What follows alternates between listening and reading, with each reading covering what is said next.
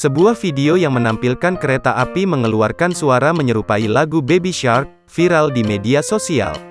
Video tersebut diunggah di media sosial TikTok @madi, Kamis, tanggal 28 April tahun 2022. Berdasarkan video unggahan tersebut, terekam sebuah kereta api yang melintas di rel yang berada di tengah kota. Saat melintas, suara kereta api terdengar menyerupai lagu Baby Shark. Menurut Vice President Public Relations KAI, Johnny Martinus, video yang beredar itu merupakan hoaks. Sebab video tersebut menurutnya merupakan hasil editan. Itu video editan, ungkapnya, saat dihubungi oleh Kompas.com, Sabtu, tanggal 30 April tahun 2022. Johnny mengatakan bahwa suara menyerupai lagu Baby Shark itu sengaja ditambahkan oleh pengunggah. Untuk mengetahuinya, pengguna bisa mengeceknya di bagian original sound.